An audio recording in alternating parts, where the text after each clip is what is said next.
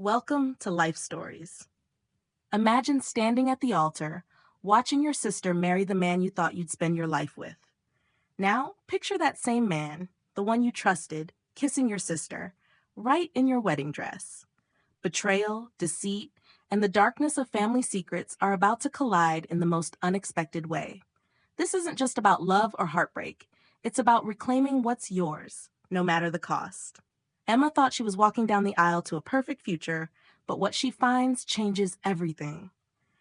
What would you do when the people closest to you turn their backs and you find the strength to destroy everything they built? Stay with us, because this story is just beginning. The satin of my wedding dress whispers against my skin, the delicate fabric clinging to my body like a secret I can no longer hold. The reflection in the mirror seems foreign, a perfect image of what should have been my happiest day. But inside, my heart thunders, drowning out the distant sounds of laughter and chatter outside the bridal suite. My name is Emma, and in exactly 47 minutes, I'm going to watch my sister, Lily, marry my fiancé, Jack, the man I had been planning to spend the rest of my life with, the man I thought loved me. I take a steadying breath, forcing my hands to remain still even as my chest tightens. The nerves aren't from fear of a wedding. No, this fear comes from the gut-wrenching realization of betrayal. I've known for days now that something wasn't right. The whispers that I caught in the hallways, the stolen glances between Lily and Jack, there were too many signs to ignore. But I had chosen to close my eyes, to pretend that everything was perfect, to believe that this was the life I had always dreamed of. Now, standing in this bridal suite, everything has crumbled. "You're going to look stunning, darling," my mother Grace says, adjusting my veil. She smiles, but it's a smile that never reaches her eyes. It never has. "Thank you, Mother," I reply, matching her insincerity. I smile, but the words taste like ash in my mouth. She has no idea that I know everything. The bridal suite is buzzing with activity. My best friend Rachel is making last-minute adjustments to my hair, her hands trembling slightly as she brushes through the strands. My grandmother Zoe sits in the corner watching me through the mirror. She knows something is wrong. She always does. Her dark eyes hold mine for a moment, her face a mask of quiet understanding. I feel a pang of guilt. "I need a moment alone," I announce, my voice surprisingly steady, though my stomach churns. "But we need to." My mother starts, but I cut her off. "5 minutes," I say firmly. "Please." Reluctantly, she steps away, her heels clicking sharply on the floor. I watch them leave before I slip off my heels and pad down the hallway of the country club. The plush carpet muffles my footsteps as I approach the groom's suite. I can hear voices, Lily's unmistakable laugh, mocking, cruel, and Jack's low chuckle in response. "Stop it, Jack. You're messing up my makeup," she giggles. My hand freezes on the door handle. I know what I'll see inside. I know what they've been hiding, but I need to see it for myself. I need to burn this image into my memory so I can carry it with me forever. I push the door open silently. Just a crack. And then I see them. There they stand, Jack and Lily, her in my wedding dress, his hands on her waist. Their lips locked in a kiss that speaks of something far deeper than stolen moments. This isn't a mistake. It's a betrayal so complete, it feels like the very ground beneath me is giving way. The shock cuts through me, but it's not the sharp pain I expect. No. Instead, I feel something else. Cold, steady, and sharp as ice. "Emma," Lily says, pulling away first. Her eyes meet mine in the mirror, and there's no shame in them. Not even a flicker of guilt. "You're not supposed to be here," Jack says, his face draining of color. I laugh. It's a sound that surprises even me. Light, airy, almost genuine. "No need to explain," I say, my voice quiet but laced with something darker. "It's perfectly clear, sweetheart." Just then, my mother's voice cuts through the tension. "Of course she followed," Grace says, stepping into the room behind me, her expression composed as always.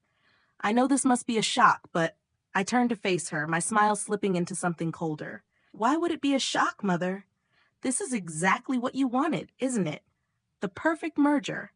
Lily and Jack uniting the family businesses, just like you planned under the oak tree last month." The color drains from my mother's face. Her lips part in surprise, but no words come out. Lily's mouth drops open, her makeup smudging slightly. You didn't really think I'd make a scene, did you? I step closer to them, my voice lowering into a whisper, too soft to break the fragile silence. The guests are already seated. Everything is perfect, just perfect. Jack reaches for my hand, but I sidestep him, my smile unwavering. I'll just go check on the guests, I say brightly. Wouldn't want anyone to worry. As I walk away, I hear my mother sigh in relief. She thinks she's won. They all do, but they don't see my hands clenched into fists beneath my borrowed shawl. They don't see the steel in my spine or the ice in my veins. They don't know that every step I take isn't leading me to defeat. It's carrying me toward revenge. The wedding march begins to play and I smile. Let them have their perfect moment. It won't last long. Have you ever felt like the people closest to you have betrayed you in the worst way possible? What would you do if everything you thought you knew about your family turned out to be a lie? The wedding ceremony is about to begin, but Emma is only just getting started. How far is she willing to go to reclaim what's rightfully hers? The guests are already seated, their faces a blur of expensive suits and glittering gowns. The whispers and polite laughter blend into the background as I stand at the back of the church, my back pressed against the cool marble wall. I can hear the faint strains of the wedding march playing in the distance, but it feels like a distant echo, as if the world outside of this room is suspended in a dream. My heart races, but it's not with nerves. It's something far more dangerous, a fire simmering beneath the surface, ready to burn everything in its path. I push away from the wall, my feet moving with a quiet determination.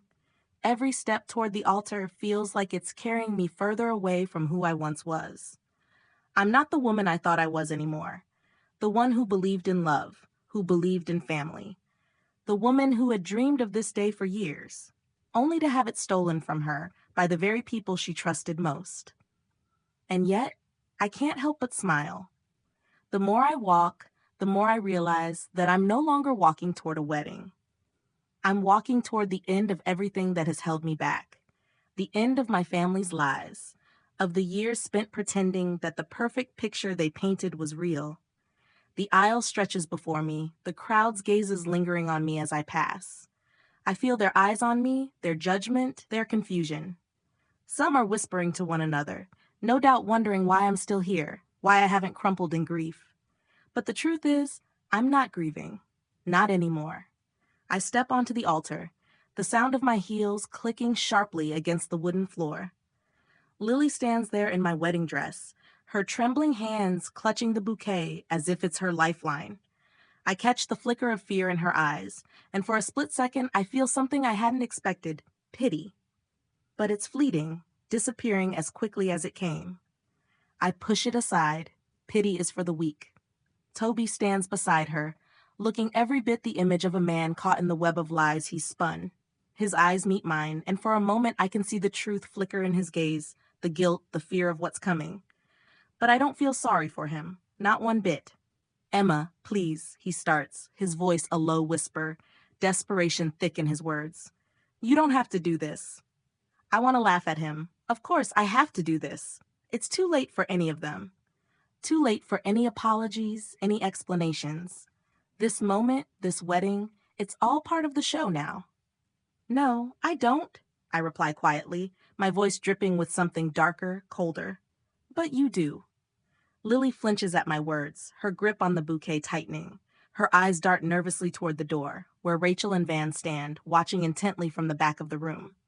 The plan has been set in motion, but there's one thing I didn't expect. One thing that threatens to shatter everything I've worked for.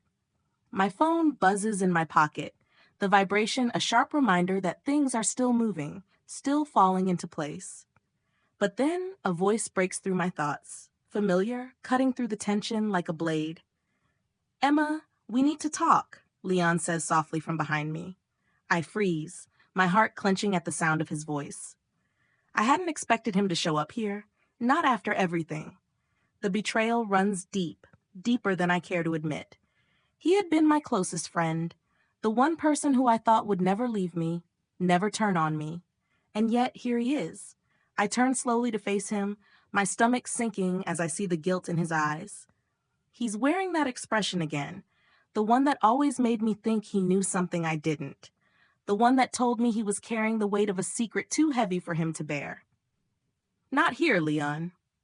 I murmur, my voice tight. Not now. But he steps forward, his face strained, his hands clenched at his sides. I need you to listen to me. It's about your father. A cold chill runs down my spine. What about him? The world tilts beneath me as the weight of his words hits. He didn't die the way you think he did, Leon says, his voice barely a whisper. Your mother and sister. The words hit me like a slap, reverberating through my chest. I want to speak, to demand an explanation, but the breath catches in my throat. The world seems to narrow to a single point. This moment, this revelation, threatening to undo everything. You're lying, I say, but even as I say it, a part of me knows it's the truth. I can see it in his eyes. The remorse, the shame, the weight of knowing things I've been too afraid to face. Emma, Leon pleads, stepping closer. I couldn't. I raise a hand to stop him. Enough. The word slices through the air, sharp and final. You've already said enough. The chaos begins to settle, the noise fading into a deafening silence. The room feels colder, the air thicker. I can feel my pulse quicken, the fight-or-flight instinct bubbling up inside me. And then suddenly, everything snaps into focus. I'm not just standing here to watch my life fall apart. I'm standing here to destroy it all. Leon, I appreciate your honesty, I say, my voice steady, but you need to leave, now. He hesitates, but I don't give him another chance. I turn back to face Lily and Toby, my heart pounding in my chest. I can see the panic in their eyes, the realization dawning on them that they underestimated me. They thought they had me cornered, trapped in a web of lies, but they were wrong. What would you do if everything you thought you knew about your family turned out to be a lie? Could you forgive someone who had betrayed you in the worst possible way, or would you seek revenge? The wedding march plays again, louder now, echoing in the silence of the church. But this time, it's not a song of union. It's a song of war. The game has changed, and they have no idea what's coming next. The church was silent, the tension thick as the reality of the moment set in. The guests were frozen, their eyes flicking between me, Lily, Toby, and Leon, their whispered conversations halting abruptly. The truth was out there now, too late for any last-minute excuses, too late to cover up the lies that had been buried for far too long. I stood at the altar, my heart pounding as I looked at my mother, her face pale as she watched everything she'd worked so hard to build begin to crumble. I could see the weight of her mistakes hanging heavy in the air, her perfect facade shattering around her. Her eyes flicked toward the door as if searching for some escape, but there was nowhere to run. The truth had caught up with her, and it was only a matter of time before the consequences came crashing down. You're making a mistake, Lily whispered, her voice trembling, her once confident demeanor now unraveling in front of me. You don't know everything. I turned toward her, my gaze cold, and for the first time I felt something that had been absent from my heart for so long, empathy. But it wasn't pity, not for her. It was something else, something much darker. It was a recognition that, in this family, no one was blameless. Not even me. You're right, I said, my voice steady, almost too calm. I don't know everything, but I know enough, and that's all I need. The words hung between us, thick with finality. Lily's mouth trembled, the anger, betrayal, and guilt mixing in her expression, and for the first time she looked small. Like a little girl who had been caught trying to play in a game too big for her. The game of power, of manipulation, of pretending that we were a family when we had all been tearing each other apart from the inside out. And then there was Jack. My Jack. The man I had trusted, the man I had loved. The man who had promised me a future, and then destroyed it with a single kiss. His eyes were full of regret now, his hands shaking as he reached out toward me. But I wasn't the same woman who had walked down the aisle with him in my heart. I was someone else now. Someone who had learned that love, when tainted with deceit, was not worth holding on to. I never meant for any of this to happen, Jack muttered, his voice breaking. I gave him a bitter smile. That's the problem, isn't it? You never meant for it to happen, but it did, and now we all have to face the consequences. There was no room for apologies in this moment, no space for forgiveness. What Jack and Lily had done wasn't just about me. It was about everything they had stolen from me. From my father's legacy, from the trust I had put in them, and from everything I had thought this family was. But now, that was all gone. The wedding march, once a symbol of joy, now felt like a funeral dirge, as if the entire church was mourning not just the loss of love, but the death of something far more precious, truth. The truth that had been buried beneath years of lies and secrets. The truth that had finally come to light. But as I stood there, feeling the weight of all that had happened, something shifted inside me. The rage, the hurt, the desire for revenge, they began to settle into something more profound. It was like standing in the aftermath of a storm, where everything was broken. But there was a quiet peace in knowing that it was finally over. My hands clenched as I stepped forward, my gaze now focused entirely on my mother. Grace stood frozen, her eyes wide, the mask of control she had worn for so long crumbling before her. She knew this moment was coming. She had known for years. But like everything else in her life, she had believed she could control it. She had believed she could control me. You thought you could do this without consequences, I said, my voice cutting through the silence like a knife. You thought you could destroy everything my father worked for, and destroy me along with it. But you didn't. You failed, and now you're going to lose everything. Her face flushed with panic, but I didn't care anymore. I wasn't here for her apologies. I wasn't here to make peace. I was here to take back what had been stolen from me. With a flick of my hand, I signaled to Van, who stepped forward with the real merger documents in his hand. The truth was out, and the documents would seal the fate of the family business. But then, just as I was about to take the next step to put the final nail in the coffin of everything they had worked for, something unexpected happened. My grandmother, Zoe, who had been silently watching from the back of the church, stepped forward.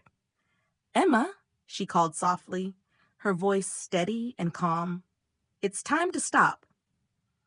I turned to her, my heart momentarily skipping a beat. Zoe was the one person who had always understood me, always known when I was teetering on the edge of something dangerous.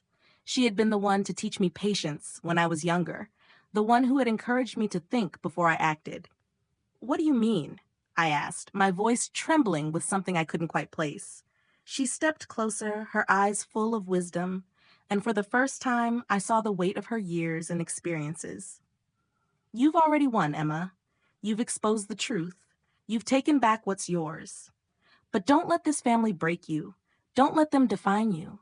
They have nothing left to take from you. Now, you need to decide what kind of person you want to be. Don't let revenge be your only path forward." I stood there, her words sinking into my heart like a stone dropped into still water. For a moment, I couldn't breathe. The anger, the hurt, the thirst for justice, it all seemed so small in comparison to the wisdom she was offering me. And for the first time, I realized she was right. I had already won. The battle wasn't about taking their power. It was about reclaiming my own. I turned back to face my mother, who was now watching me with wide, desperate eyes. The tears were falling now, and for the first time, I saw her for what she truly was. A woman who had been so consumed by greed and power that she had destroyed everything she ever cared about. I smiled, but it was a sad smile. "You were never the woman I thought you were. And now I'm going to make sure my father's legacy lives on the way he wanted it to." With that, I walked out of the church, leaving behind the shattered remnants of my family. But as I stepped into the bright daylight, I knew that my story wasn't over.